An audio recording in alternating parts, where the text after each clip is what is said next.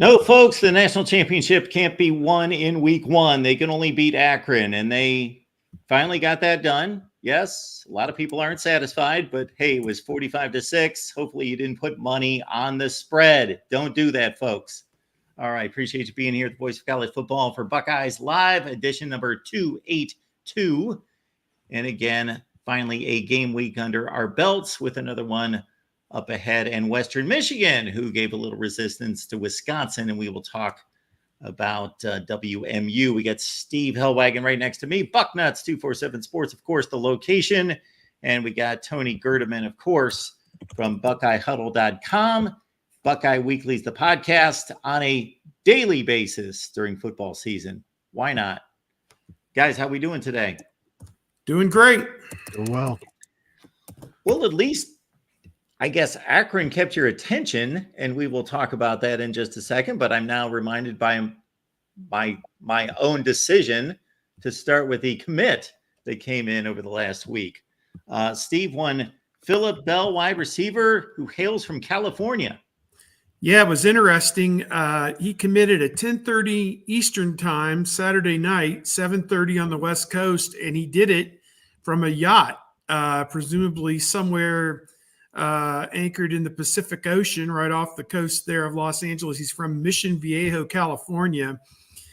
His ranking, the composite for 247, has him at number 184 overall, the number 19 wide receiver in the country, number 16 overall in California, 6'2", 195. So he's got a good body, good size, and he got a great offer list as well, with USC, Penn State,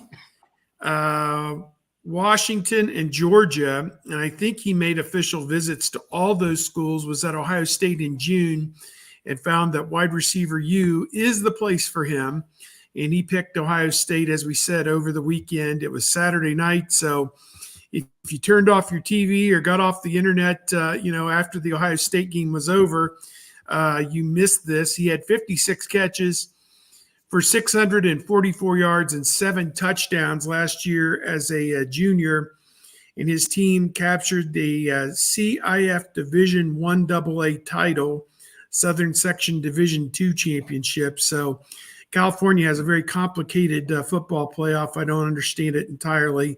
He's run 11-8 in the 100-meter dash and 24-7 in the 200-meter dash. Those were times from his freshman year, so I presume he's in the low 11s probably by now. But at any rate, this is a guy that's had 3 really great seasons as a varsity player at the high school level, played at Sacramento Christian Brothers previously, and now at Mission Viejo, and picked the Buckeyes over a wide array of schools this past week.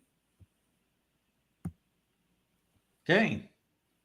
Anything from you, Tony? When I look at his highlights, and this is a kid as a freshman caught like 50-some passes for 1,000 yards, and then his numbers dipped a little bit as a sophomore, and then he transferred to Mission Viejo as a junior, and then I think he started the season with a couple of touchdowns last week.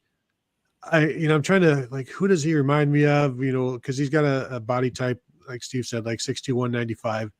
And the pointless name that comes into my mind, and no pun intended, would be Reggie Germany, who doesn't wow you with anything, but does everything well, and is a guy that can get yards for you. So I think it's the fourth receiver of the class, another outside guy to go with Bod Miller and the quarterback at Ontario right now. And of course, Quincy Porter, who I think is really, really, really good. They've got 3 good outside guys. And then DeZ Jones is the inside slot receiver who's has an impeccable route running and gets open in small spaces and makes catches. So decent class right now. Still maybe room for another if they can find the right guy, because again, this is going to be a larger class than normal. So we'll see if they can get a 5th guy in this one. Also want to point out, last week's show, we were so excited about the season opener against Akron. We failed to talk about Javon McFadden, who committed to Ohio State the week before that opening game against Akron, and number 407 overall in the composite nationally, number 25 interior offensive lineman. He's from Riverdale Baptist High School, Upper Marlboro, Maryland. 6'5", 300 pounds, more of an interior offensive lineman. Ohio State adding depth on the offensive line there, another program type player. He had some other offers, including Boston College, Colorado, Florida, Georgia, Maryland, his home state school, Michigan, Michigan State, Penn State, Oregon. So everybody nationally was in on him. His ranking may be lagging a little bit behind some of the offers that he had, but Javon McFadden verbal to the Buckeyes the week before as well. And he joins Carter Lowe and Jake Cook, I believe, the other offensive line verbal commitment in Ohio State's class for 2025. And certainly, that's an area of great concern, I think, offensive line recruiting and just the general play of the offensive line, as we will continue to get into that here throughout the course of the rest of today's show. Tony, I'm going to take a stab on this one since you keep track of everything. Is there more variance on offensive line recruit rankings? They seem to be just the guys that need more time, more development, work into their body. Of course, people don't necessarily know this as fans, but aside from quarterback, probably the most cerebral position in many ways, and all of that put together. Yeah, I think this is one where you really, really have to rely on your own scouting and then also your own development. Because I'll remind, what was it, 2 years ago, 2022, Ohio State had the number 1 offensive tackle starting at left tackle and about the number 400 offensive tackle starting at right tackle in DeJuan Jones. He wasn't that bad, but he was like the number 900 player overall. And they're both in the NFL right now. So that's the kind of disparity, that's the kind of distance between rankings that you'll have there. And you can go back to the 2012 class with Pat Elflein being like the number 900 player or whatever in that class. And he turned out to be an All-American and an NFL player. So the development is huge, but also I think you have to bring in a lot of guys because it is such a crapshoot. And I know people will get upset about the lack of development or missing on recruits. You bring in a bunch of guys and they eventually leave for the portal because they can't play at Ohio State. But that's why you got to bring them in. And whether you hit or you miss, NFL franchises bat 50%, bat 500 on first round quarterbacks. And they scout more than anybody, and they're only scouting one position at that quarterback position, and they still only hit it half the time. So the more guys you can bring in on the offensive line to kind of weed through, and some of these guys just need time to develop. Josh Myers was a 5-star offensive tackle in high school. Got exposed a little bit in the Army All-American game because he came from a running school. And then when you suddenly have to become a pass blocker against 5-star defensive ends, then you get exposed a little bit. And so when he gets to Ohio State and he has to go against Nick Bosa, they moved him inside almost immediately because it's a different position. And you also have to find your home. And you start out outside and then you just gradually keep getting closer and closer to the middle of the line to wherever you fit best. So it's definitely a process of trial and error, where you fit best, what you are capable of doing. And, if you bring in 4 or 5 guys a year and you hit on half of them, you might be ahead of the game.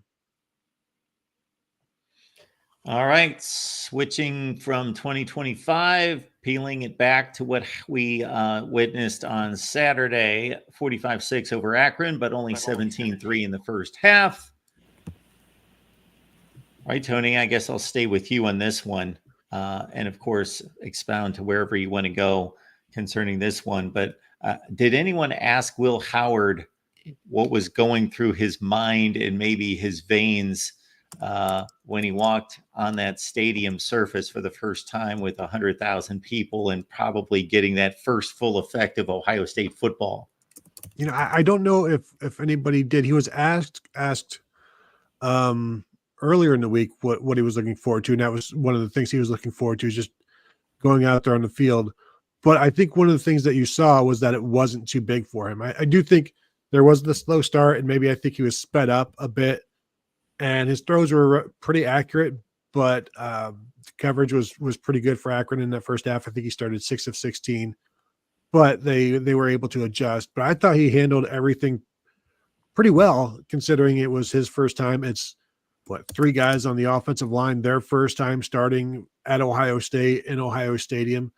So there's a lot of newness there. Two new starting wide receivers, and not to mention Quinshon Judkins and new tight end. So there was a lot of newness, and I thought he handled it all really well. Was able to move around in the pocket, stay in the pocket when need be, slide over a little bit here and there, and go to the right places with the football. He did talk about his one mistake where he was getting sacked and he tried to flip it out to Travion Henderson. He's trying to make a play, but he did say, I just need to eat the football in those instances. But when you've got so many guys around you that you're trying to get involved and you see a guy in the flats with nobody on him, you're trying to make a play. Just, discretion being the better part of valor next time for him. Will Howard, Steve. Yeah, I thought he was, I gave him a B plus, maybe even better than that if you really go back and study it. Some of his throws were just impeccable, hitting his guys, that back shoulder throw for the touchdown, the bomb that he hit to Jeremiah Smith, that back shoulder throw was to Jeremiah Smith. He hit Tate, down the middle, and then Tate was able to get yards after the catch on his touchdown. That was impressive. Through the slant pass, or I called it a square in route. That's what it kind of more seemed like to me than just a straight slant route that Jeremiah Smith ran on his touchdown. And Smith got great inside position on his defender, and he put it where only his guy could get it. So there's 4 or 5 examples right there. His first pass, he gets credited with an incompletion. It hit Jeremiah Smith in the hands on the screen. He started 0 for 4. I think 2 more of those passes were in position where guys could have caught it, but there was also a defender kind of locked on. They were covered, and they may have batted it away or just dropped it because they heard footsteps or whatever. But so really, his numbers were good. Something like 18 of 29. Let me see. I got this thing right here. 17 of 28 for 228 yards, 3 touchdowns, no sacks, no interceptions, and really just the one bad decision on the lateral pass to Travion Henderson. Again, it was 17-3 at that point, right before halftime. It was kind of a last-ditch effort to try and make something happen before halftime. Against a better team that recovers that, you give them a touchdown. You can't do that. So, that's maybe a case where he was trying to do a little bit too much. Plus, he kept the ball. He had a 20 or longest run, 19 yards on the scramble down the middle of the field to set up the touchdown. So he did show his running ability as well. So I thought there was a lot there to like. He mentioned how there's a lot of tradition and a lot of things that go into a game day at Ohio State.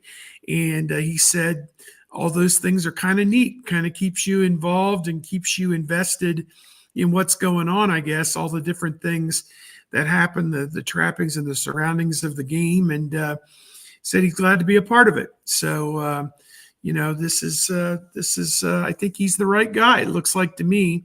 Granted, that was Akron. The challenges are going to get tougher every week, but he passed the first test, I thought. I will. Yeah, you mentioned, Steve, this was Akron. I remember writing or saying after Joe Bauserman opened against Akron in 2011, it's like, well, they look pretty good. We got our guy. If he could do this every week, they'll be fine. Spoiler, he couldn't. One of these two guys has a resume, though, between Bauserman and Howard.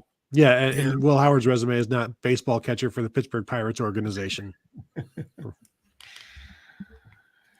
All right. Appreciate y'all being here at the Voice of College Football. We'll take your comments and questions. Aaron Taylor checking in, or Wayne Taylor, our guy, says 1734. Tony will understand. Let me take a shot in the dark.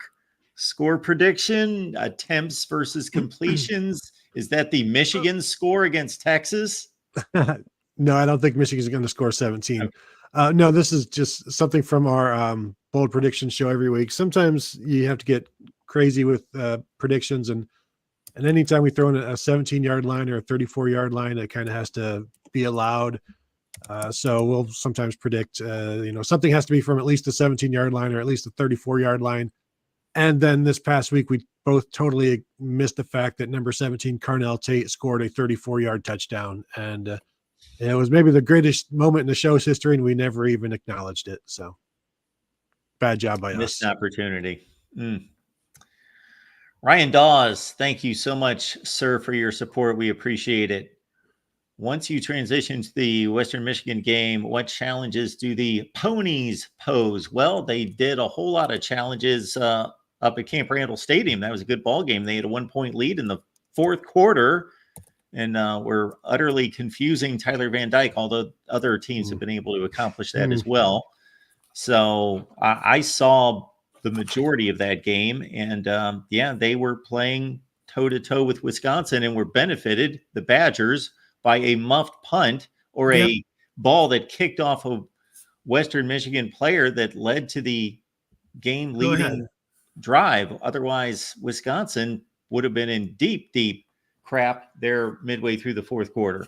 Yeah, I kind of skimmed that game, and I can't decide whether it was bad Wisconsin football or great Western Michigan football. But, in the first half of that game, I think Wisconsin may have scored the first touchdown. I don't know. It was 7-0. I don't know. And Western Michigan had the ball for like 7 minutes, and it went from like 10 minutes in the second quarter down to 3 minutes in the second quarter, I think. And the drive was 16 plays and 78 yards. And it was almost entirely on the ground. And their 1,000-yard rusher from last year, Jalen Buckley, who does go about 215, 220 pounds, he punched it in from the 1-yard line. They did something really exotic. They ran right at them at the 1-yard line and scored a touchdown. And so, again, I think Wisconsin this year, as I kind of joked, watching them play against Western Michigan, this Luke Fickell reign at Wisconsin just settle in. They're going to finish anywhere from 6th to 12th in the Big Ten every year and probably go bowling in Tampa, or I don't even know what the down the line bowl tie-ins anymore, because Ohio State never goes to any of these games. So I've lost track of where all these bowl games are, but Tampa, Jacksonville, if that's still one of them, the other Orlando Bowl, if that's still one of them, Houston, the Texas Bowl, I don't know. They're going to, you get the idea. They're going to finish anywhere from 6th to 12th in the Big Ten every year, and that's probably about where they're going to be this year. So, I think it's a step up from Akron, but again, they're 4-8 last year. Lance Taylor, second year as the head coach.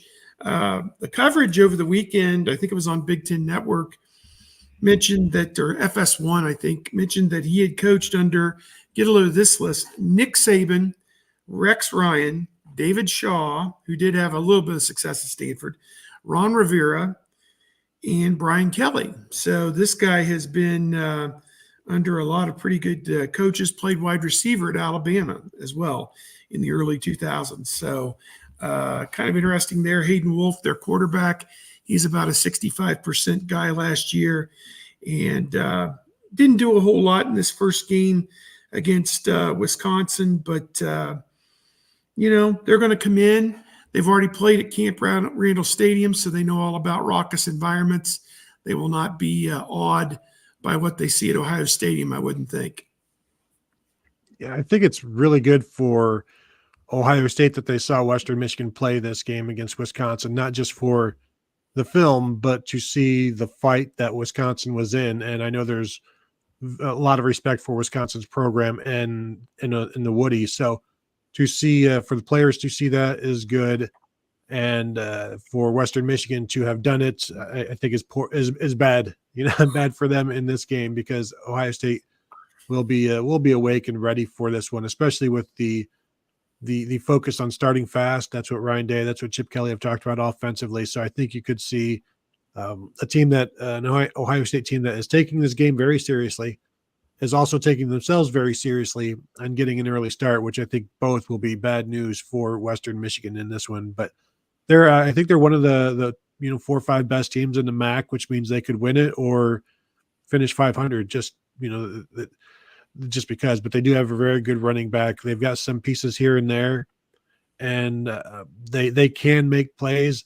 What I liked about the Ohio State, one of the things I liked about the Ohio State defense is last week they were starting new linebackers. You've got veterans all around them, but then you have Akron out there throwing all kinds of stuff, misdirection, crap against the wall, playing 2 quarterbacks at the same time, trying to get some trick plays in, and really none of those hit big. So I think you see a disciplined, focused Ohio State defense and a Western Michigan offense that knows it's not going to go well, but they're going to try to do what they can do. And I'm not foreseeing a 28-14 game in this one. My Phil Steele book tells me that the only prior meeting between Ohio State and Western Michigan was in 2015. That was the 3rd year of the PJ Fleck regime at Western 38-12. 38-12 was the final score.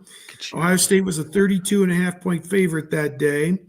Western Michigan trailed 24-6 at halftime, and that team was 8-5 that year. Western Michigan. It was the year before they won the Mid-American Conference and were 13-0 in the regular season and played Wisconsin in the bowl game and gave Wisconsin a really good game in the bowl game. It was one of the New Year's Six bowl games, maybe in the Cotton Bowl.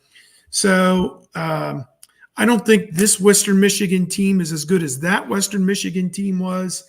And Ohio State was number 1 in the country at that point, coming off winning the national championship the year before. We know that 2015 Ohio State team only ended up with 1 loss along the way to Michigan State. Was a really good team, although they didn't fulfill their destiny of repeating as national champions. So kind of a similar situation here with Ohio State this year, a really good Ohio State team, and just kind of a middle-of-the-road Mid-American Conference Western Michigan team that, might get to 6-6 this year after winning 4 games last year.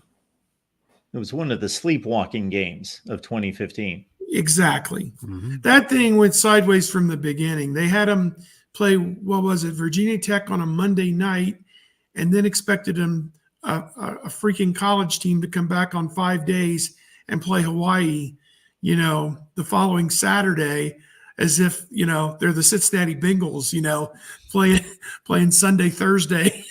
It's like, no, they're really good, but they ain't a college team that good. Sorry.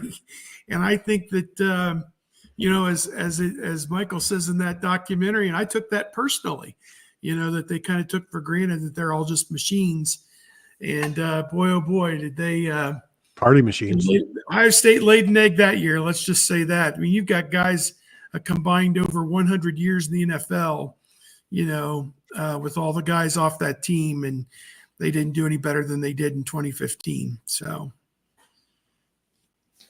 Well, we know that Jeremiah Smith's going to score 2 touchdowns Saturday because that's just what he does, right? Yep, the touchdown maker. He was one dropped catch and 2 yards away from a 4 touchdown game in his debut, because that first one was gone. It was open and blocked perfectly. Yeah, there you saw his house. You saw the tunnel for the tunnel screen, and there was a huge lane going, and he saw it as well, and that was going to be huge. He could have run to Chillicothe. He would have just kept going right out the tunnel, right out right. But and then the deep pass, falls like 2 yards short. A one-handed grab when he's being held, his right arm is being held, and he catches it in his off arm. And we've seen him do stuff like that all throughout spring and fall camp. And what is this? Is this the baseline now? This is the expectation that people have. And the thing is, I don't think it's out of line. Like, yes, he's not going to have 2 touchdowns and 96 yards receiving every day. Marv didn't do that. Marv opened the season with 2 catches last year. He had, a couple of games with just 3 catches. So you can't expect this every week, but you can expect it any week, and you can expect more any week. And yeah, whatever you think your expectations are, you go ahead and lift them up a little higher. Just don't be upset if it doesn't happen every single week, because there will be weeks where your high expectations are actually exceeded as well. Well said. He certainly fulfilled what people had expected for this game, despite the first play dropsy there. Yakov getting to the other big narrative coming from this game. Yakov, we appreciate you being here as always. O-line, not yet reminding me of the 1980s Hogs. Yakov always able to work in yesteryear. So, well, they got some work to do. And I think that obviously, I think the bottom line will look a lot better when Donovan Jackson, a 2-year starter and all Big Ten player, is at left guard instead of Austin Siereveld, a redshirt freshman who only played a few plays against Missouri in the Cotton Bowl last year. That was his only experience before playing in this game, starting in this game. And it seemed, they talk about run fits a lot, that things didn't look good. And, to me, run fits, that's something that you cover like the first week of preseason practice, and then you move on to, bigger concepts that if they're flunking run fits, then, what does that tell you? I don't know. But again, it's got to be better. I mean, I'm standing there with a buddy of ours, Dave Briggs from the Toledo Blade, about midway through the game. And Dave and I, we're both Ohio State graduates, and he comes up and he always kids me, the lads aren't looking too good today, or something like that is what he'll say. And I'll say, well, you're missing Jackson, and you're missing, you got Tegrit Shabola starting at the other guard. He goes, stop it. Their backup should be able to line up and mow over Akron. And he's probably right. I mean, Akron was 2-12, 2-10 last year. And, if they get to 4 wins this year, they'll have a parade, down, past, past the rubber plant there. So, I just,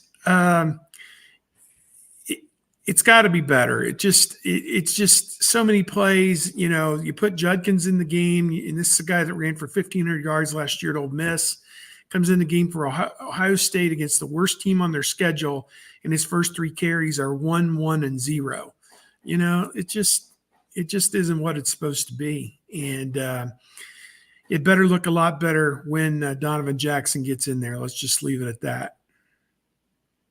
I will say, you look what Judkins did. It wasn't as expected, but it was exactly what he did last year at Ole Miss. I mean, it was 4.3 yards per carry again last year for Ole Miss, and 4.2 on Saturday for Ohio State. Meanwhile, Travion Henderson averaged 8 yards a carry with a long of like 21 yards. So he was consistently getting his yards.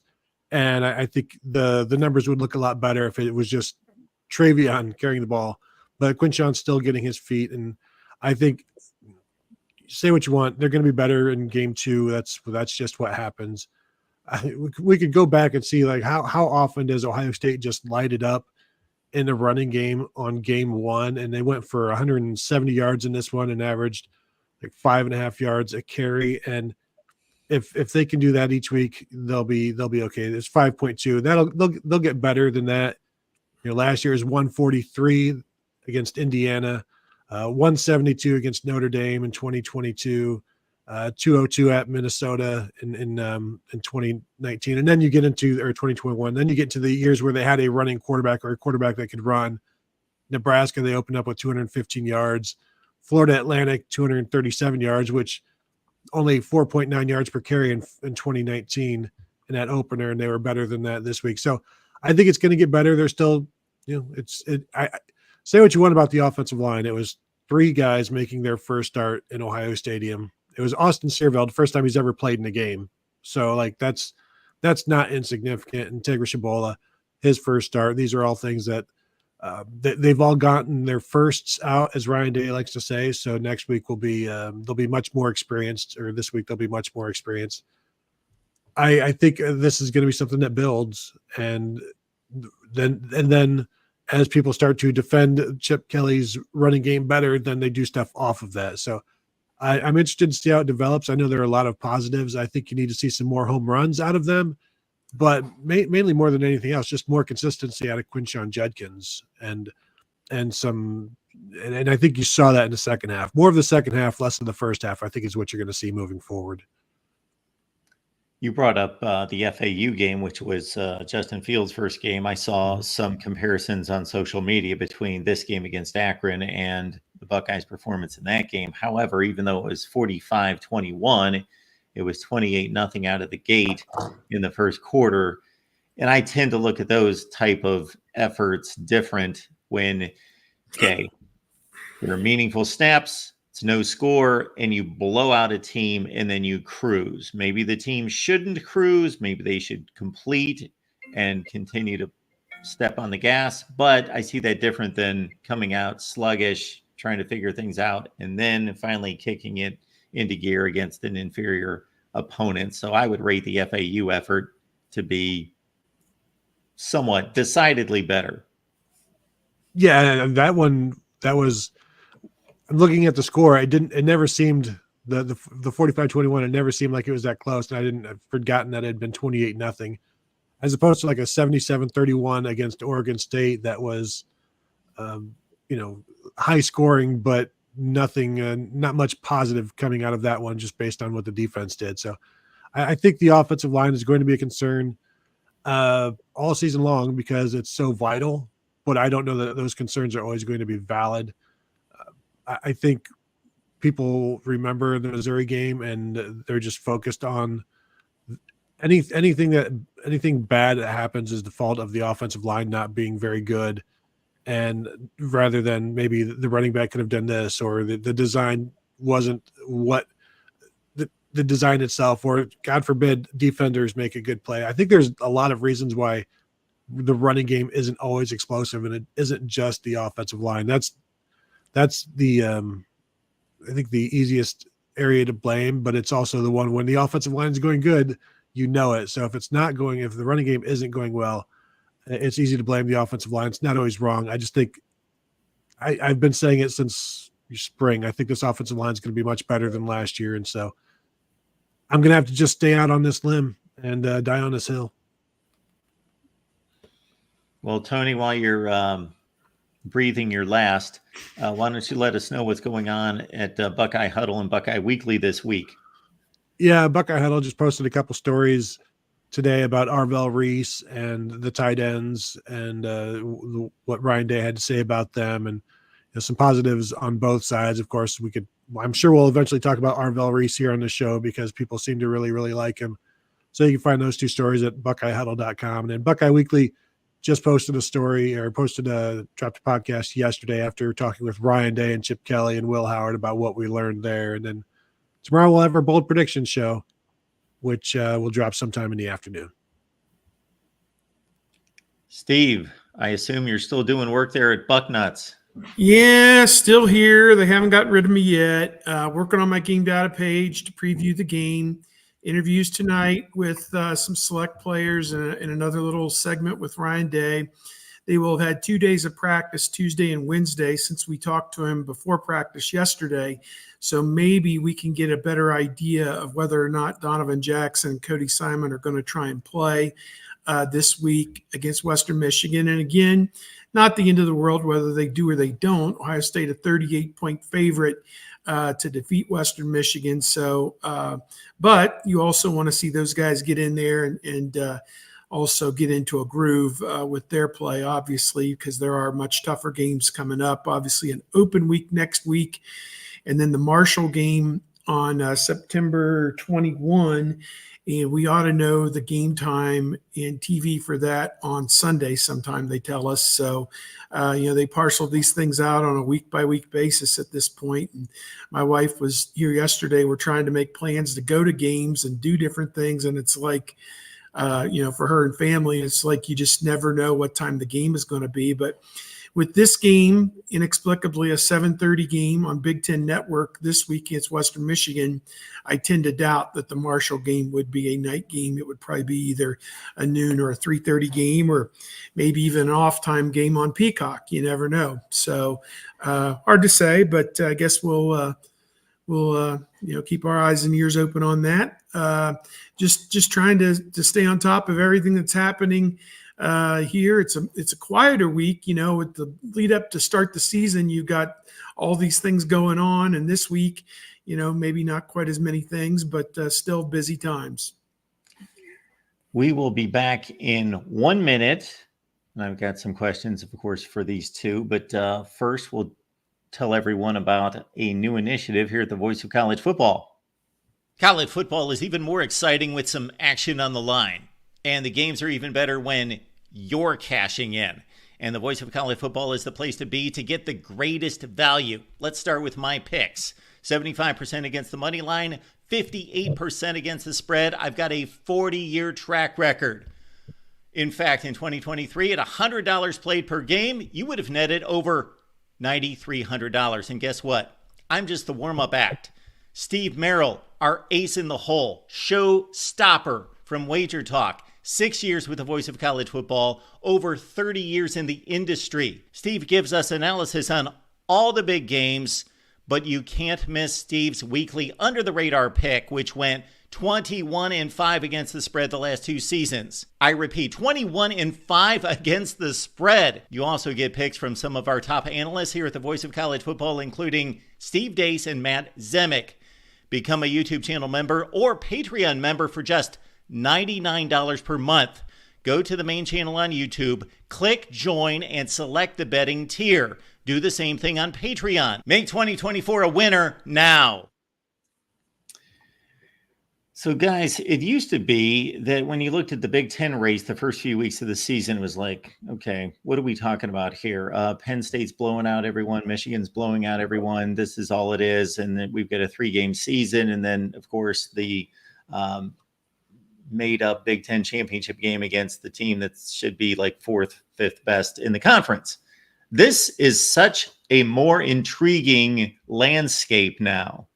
You've got Oregon struggling against legitimately struggling, not like Ohio State struggled. No, they struggled. They were in a football game in the 4th quarter, 17-14 against Idaho. I think the USC game was actually significant. I don't overreact. That's not my approach, but I think that was a legitimately impressive game for a number of reasons. And then, of course, Penn State went to Morgantown. Is West Virginia the greatest team in the world? No, they're about the 35th best team in the country, but still they stomped them pretty good on the road, difficult place to play. So the landscape, it's just so much more intriguing with all these other possible elite teams in play. Yeah.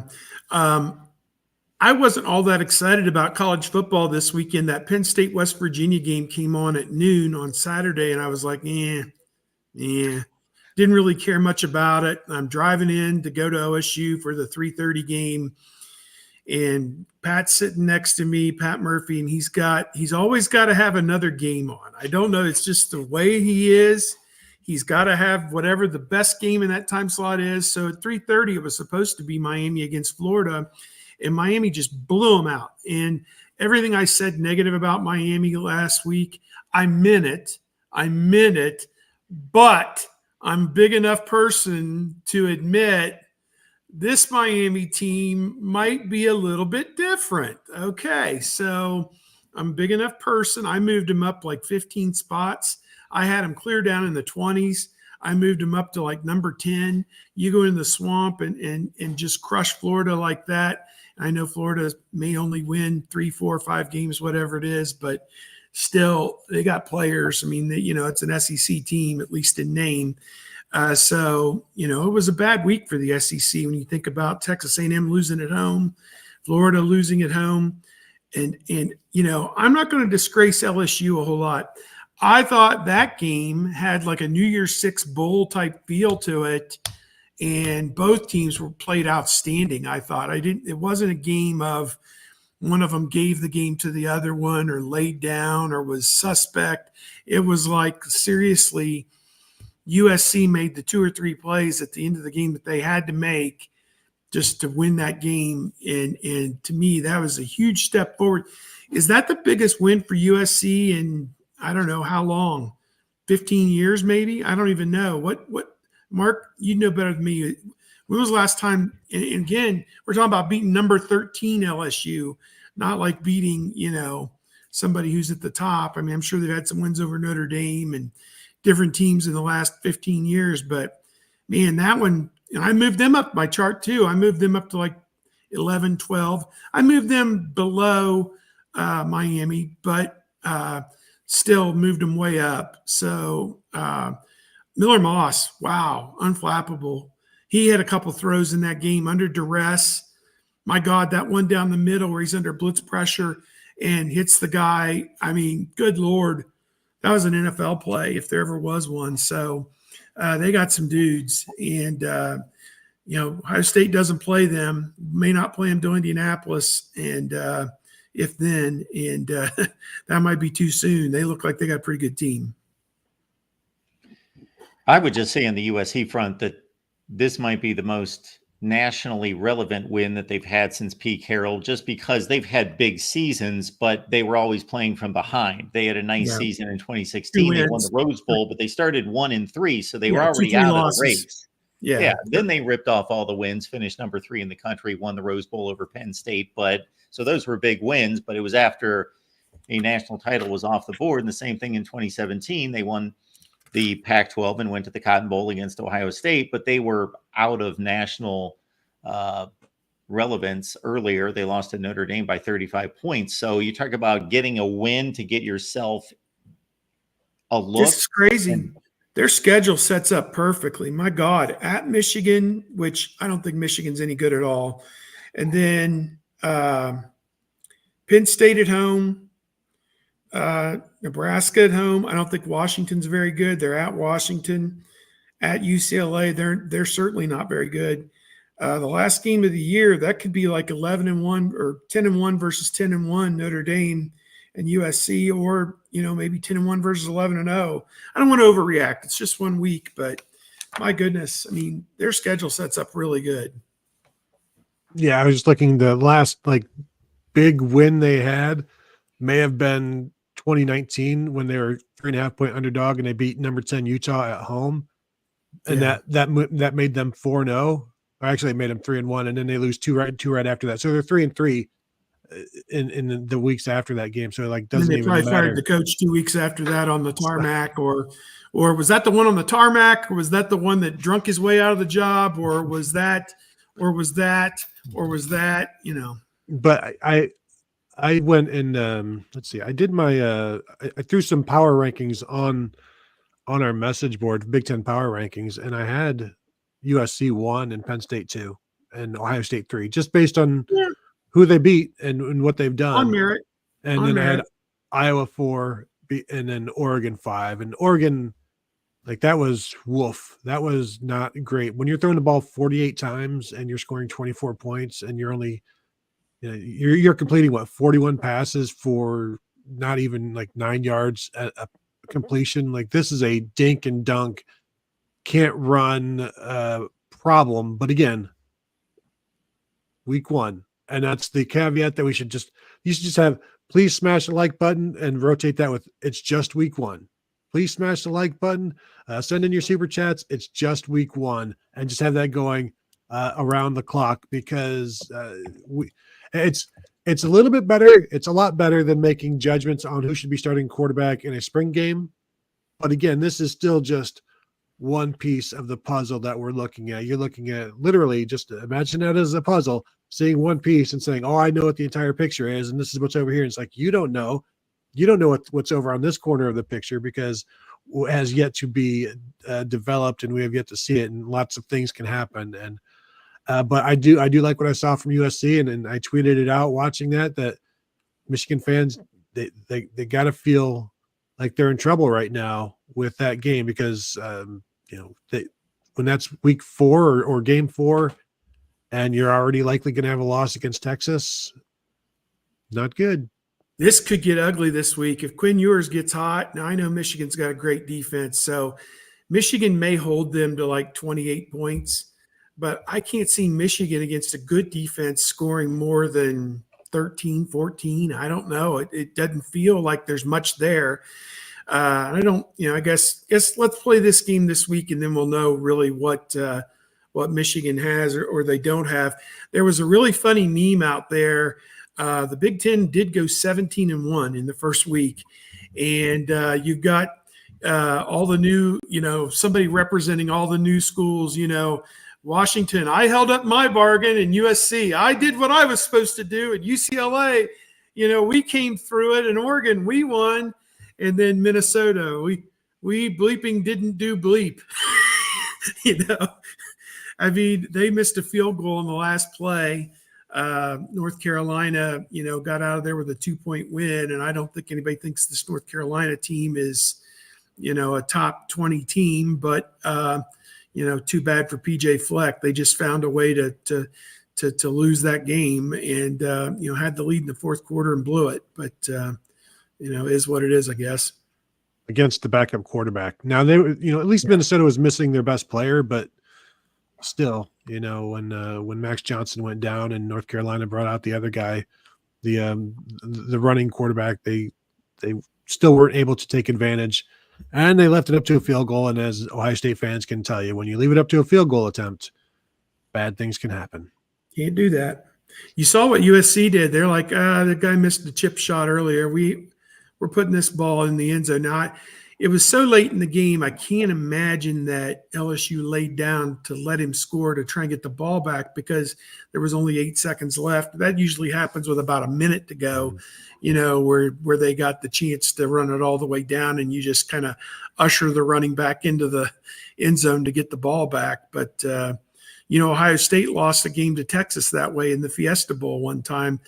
They could have taken the clock all the way down, and Boom Herron scored, and they kicked the extra point, or I don't know, they went for 2, whatever it was, and then Texas got the ball back and won it. So, yeah. Now, just to clear the deck on these important USC wins, to be fair, they did, even though we got lost in a blow the Pac-12 championship game and lose the Cotton Bowl 2 years ago, Lincoln Riley's first year, they beat UCLA, who actually was good that year. And that moved them into the Pac-12 championship game at 11-1, and they had a clear path to the playoffs. So that obviously was a huge win, and UCLA was actually good that 1 year. So I guess there's that game. But I phrased it this way as well. When outside of Ohio State, meaning beating Oklahoma a zillion years ago at this point, 2016, and then these 2 wins against Notre Dame in the last 2 years, when is a Big Ten team non-conference regular season won a game like this? It's been forever. It's been a long time since anybody else in the Big Ten has won a game like this. And why I think this is significant, the last one I came up with, Michigan beat Notre Dame 5 years ago when Notre Dame was fringe top 10 at the end of the year, when they blasted Notre Dame in the rain at the Big House. But, people were throwing me Wisconsin beat LSU. Well, that was 2016. That was at Lambeau Field, and that was 8 years ago. Wow. And LSU was an 8-4 team at the end of the year, so they were okay. That's probably about what LSU is going to be this year. But what impressed me about USC is, number one, Miller Moss was making NFL throws, and he just got better and better and better. And with all those stats that he threw up against Louisville in the bowl game, it seemed like that was dudes just running free in the secondary constantly. Like, he was forced to make good throws in this game, like ridiculous throws, tight coverage. They weren't gifts. Most of those throws were not gifts. And he just was throwing laser shots. He looked like CJ Stroud in the Rose Bowl in the second half. He was throwing dimes. That's number one. Number two, USC usually falls apart. And they were down a score halfway through the fourth quarter, and they had multiple opportunities to fall apart, to cave in. LSU had their foot right on the neck, could have scored to make it a 2-score game, and USC fought through it, showed a little adversity, fighting through adversity. And then number three is the defense. After week one, the overreaction is always, well, they looked really good on offense, but we got to see how good their defense is. So we don't know yet. It's the total, well, they sucked against them, but they might be really good, but we don't know yet. I know LSU's got a good offense. I know they've got a good offense. They don't have a Jaden Daniels offense, but I know that's a good offense. And if USC was able to at least compete and hold them to 20, that was a good defensive effort. Now, that doesn't mean USC is not going to trip up against Rutgers or going across the country to Maryland. They're certainly capable of that. I'm not anointing them by any stretch, but that was a significant win in my book. If you want to crown them, crown them. This week, as I look through my schedule, there are some intriguing games. Obviously, Texas and Michigan, and if you put my pick in that game is going to be like 31-17 Texas. That's just, and maybe I'm optimistic what they're going to do against Michigan's great defense, but I don't know. I just don't see Michigan moving the football, but whatever. Iowa State at Iowa. This is one of those games. Iowa's dominated this rivalry kind of in recent years, but this is kind of one of those games where you look at it and you say, that's kind of a big bragging rights game. If I was legitimate, which they look like they got their offense on track with McNamara last week, that would be a big one in the Big Ten's feather in their cap. First Big Ten game of the year, Michigan State, Jonathan Smith going on the road at Maryland. Michigan State wasn't very good. Maryland was very good, dominated UConn. I would think Maryland wins that game by double digits, but, guess we'll see. Kansas at Illinois. Once again, Illinois has a chance to strike a blow. This is a ranked Kansas team, or at least they were the first week. Colorado at Nebraska.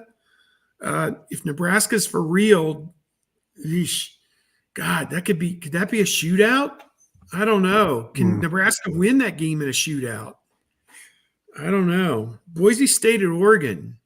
Boy, if Oregon doesn't play any better, do they lose at home to Boise State? I don't know. Utah State at USC. This is the perfect setup for USC. Everyone's patting them on the back, telling them how great they are, and they could go into the 59th minute against Utah State. The game could still be, undecided. So that's some of my quick thoughts on the Big Ten. Some really good games across the Big Ten landscape this week. I just like the fact that I'll be getting home at 1 a.m, and there will still be like 2 Big Ten games on, and I'm living the life right now.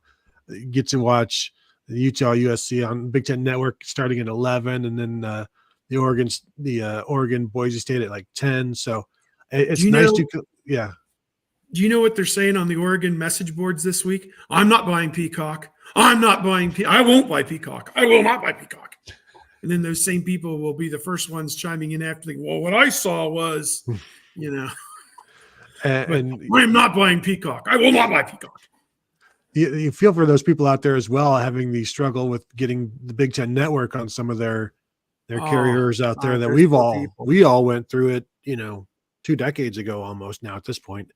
Yeah. I remember the day that our cable company finally got the Big Ten Network. The DirecTV people were in the living room looking at we'd have to drill a hole right here. And then I got a call, a text or something. Yeah, it's stop. We got the Big Ten Network. I need you out of the house. So you get your dirty equipment and your drill and you get out of my house. So I'll since it's a 7:30 kickoff, I'm going to stay home and watch the Michigan Texas game, all of it. And then I'll hit the road, and I'm looking forward to that one. I don't think it's going to go well for Michigan watching their offense as we did. I will say, and sort of related to your Big Ten non-conference thing, Mark, I went back. This is the first time Michigan has been a 7-point underdog at home to a non-conference opponent since 1988. So Miami? Number 1, Miami. That was a 31-30 win for Miami. I believe, did Michigan come back big in that one and just come up short? Or did Miami came up? Miami was down 30-16 in the fourth quarter. Yeah, I remember as a kid watching 30-14. They compete the big comeback. Yeah, I think it was 30-14. Anyway, a couple scores. Yeah, good stuff. All right, catch Steve at Bucknuts 247 Sports. Any other appearances this week, Steve? No, nothing I can think of. I think I do a segment with Spectrum here in Ohio that's going to run probably sometime this weekend. That's probably the biggest thing that I do at this point, and otherwise, that's about it. Tony, again, what's coming out next? Next, well, we will talk to Ryan Day and assorted players tonight. So we'll have some stuff there, but we'll drop a bold prediction show tomorrow. And then, of course, after the game, check us out at youtube.com/Buckeye Huddle for our post-game show that goes for about 2.5 hours right before the game goes off the air. So find us there as well. Very nice. I'm live every morning, folks, at 10 a.m. Eastern time over on the national channel. We've got a busy day today here at the Voice of College Football. We've got Florida State live at 6. Oh, that'll be like a morgue. Miami at 7, Notre Dame at 8. There we go. All right, guys. Appreciate it. Great show. All right. Take care.